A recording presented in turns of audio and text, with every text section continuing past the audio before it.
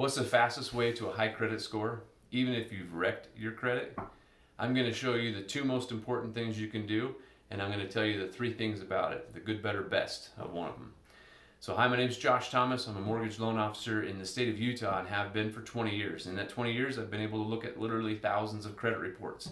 And if you've ever looked at yours and you found it a little less than interesting, try doing it 1,000 times for other people's. So anyway, I'm happy to go through and share with you some of the knowledge and experiences that I've been able to have, and this is the culmination of literally thousands of conversations over the years. But so the two things that I end up repeating almost every single time I talk with somebody who's desiring a better credit score than they have is, number one, they need to rebuild their credit. That's usually the most important thing they can do. And I'm going to talk about the good, better, best way of doing that here in just a second.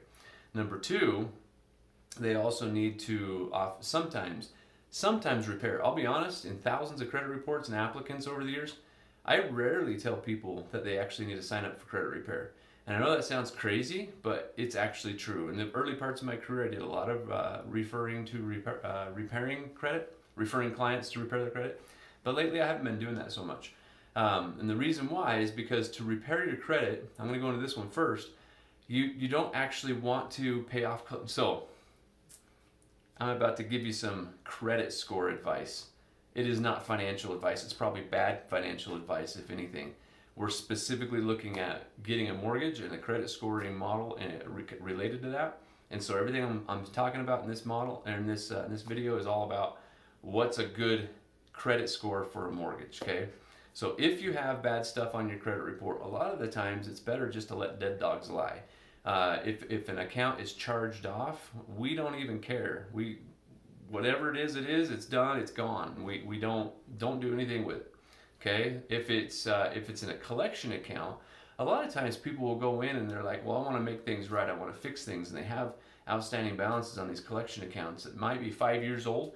And if they go in and they start paying those or negotiating with them, that can send a new updated activity date on your credit report, where a 5-year-old collection isn't even affecting your credit score anymore, and now you've just activated it again. So now it looks like it's a brand new collection, even if you paid it off. And so it can actually have a negative impact. And I think a lot of people recognize that or heard of that. So anything you're going to mess with on your credit report that needs to be repaired, listen really carefully. Don't do anything to it until you can negotiate a deletion letter from the credit agency or whoever it is that's reporting poorly on your credit report.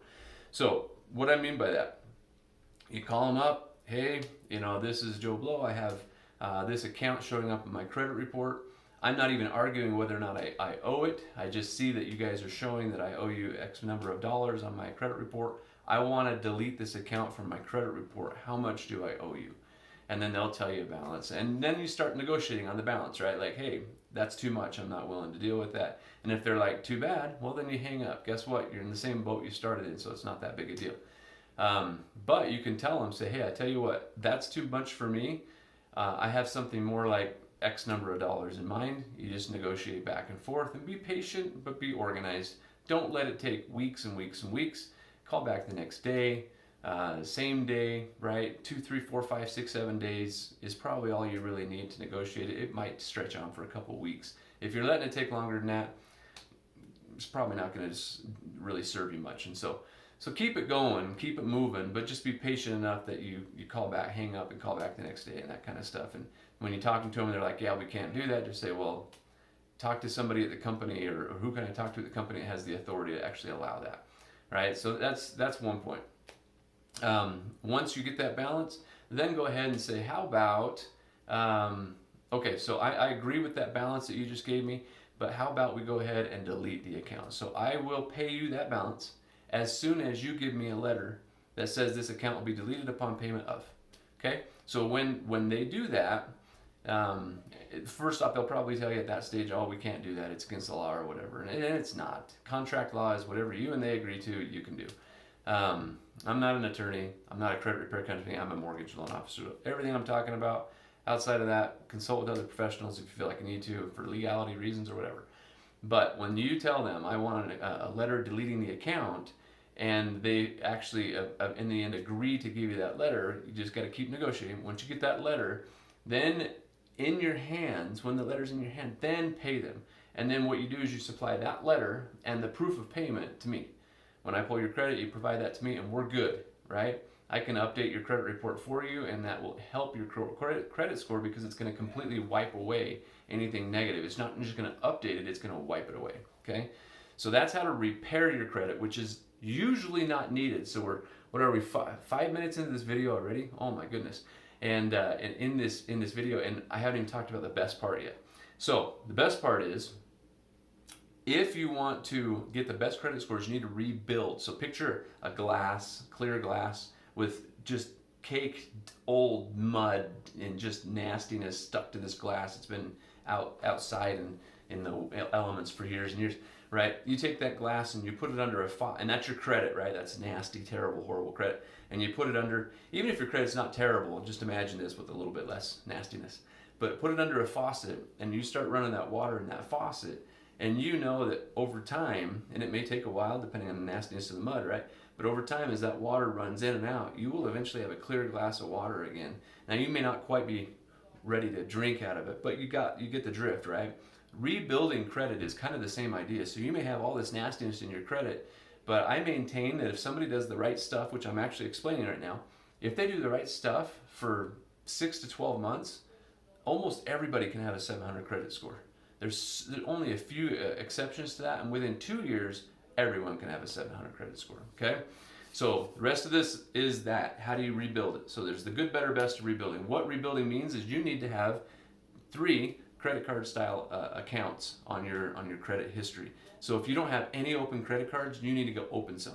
If you have 1, you need to go open 2. If you have 2, you need to go open, that's right, 3, okay? Or a third one, so 1, right? If you already have 3, then you just need to protect them. If you have more than 3, you probably don't really need that. And so you can actually start closing accounts and stuff like that. But while you're rebuilding credit, I wouldn't close anything without letting me take a look at it first, okay?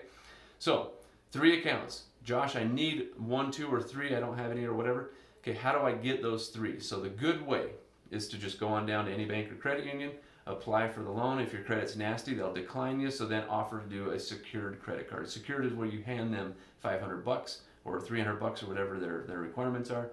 They put that in a savings account, and then they give you a credit card for equal value. And then that way, if you ever have a hard time making payments on this, they just take the savings account. That's the secured portion of it, right? After 6 months, they usually will release the security, by the way. And so if you've had this now for 6 months and you have $500 sitting there, we'll ask them to release it, and they'll usually make this an unsecured credit card at that point. But, so that's the good way. Okay, the good way is do that. The problem is if you have 0 credit history and you go do the good way, it takes 6 months for that to register. So you won't even have a credit score for 6 months. So if you're 18 years old or you're telling your 18-year-old kid how to do this, they won't have a credit score for 6 months doing it the good way. Okay, but before I go away from the good way, I want to finish this. So now that you have the piece of plastic, you've gone down to the bank or credit union, you've gotten the piece of plastic in your hand that says, you know, my credit card, me, with all my 16 digits on it, you're going to go and you're going to buy something with that card that costs $20.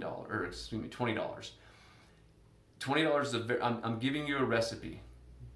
Don't do 21, don't do 19. Follow this exactly. Rewind the video if you need to. So you get the piece of plastic in your hand, secured credit card if you need to. Just go and apply for it and get it. Once you have it, and I like both local banks and credit unions, by the way. I'm not a big fan of doing the online stuff.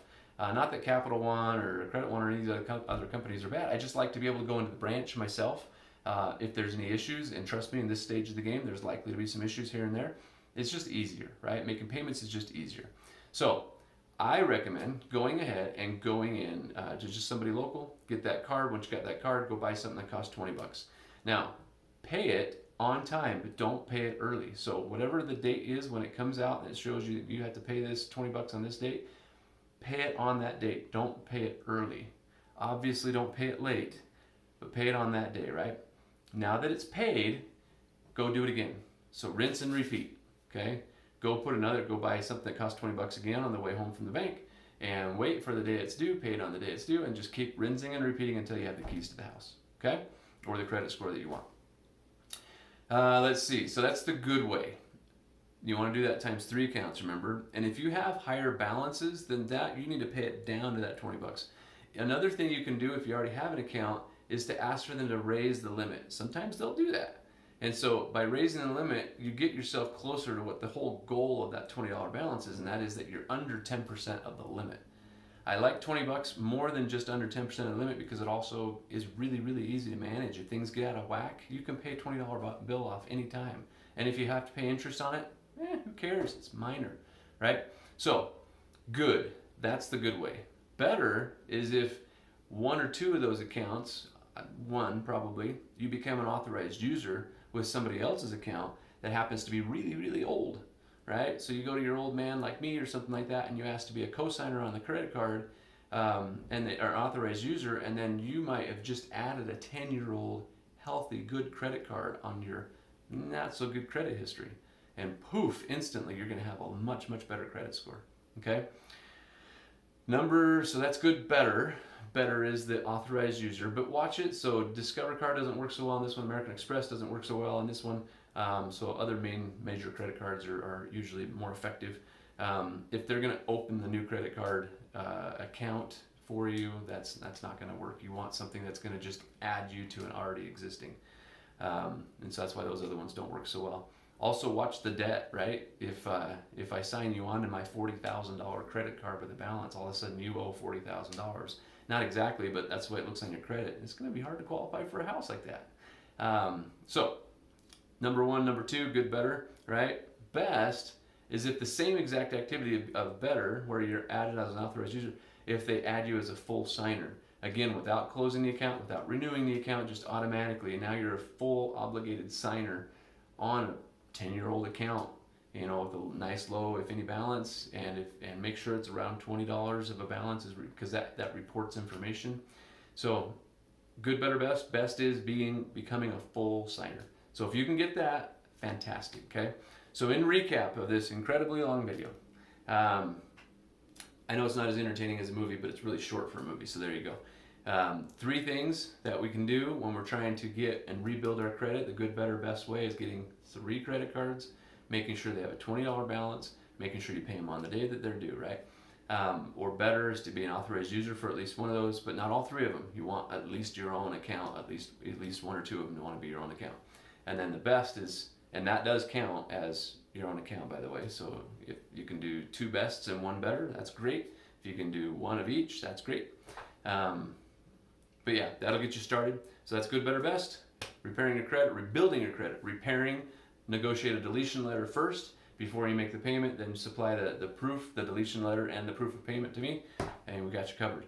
Any other questions about anything in credit, let me know. But I am a mortgage lender, designing and doing everything I can to help you get into the house of your dreams, helping you guys get those things paid off nice and quickly. And so we're here to help you. Let me know. Josh Thomas, mortgage broker. I don't know what I'm saying. Have a great day.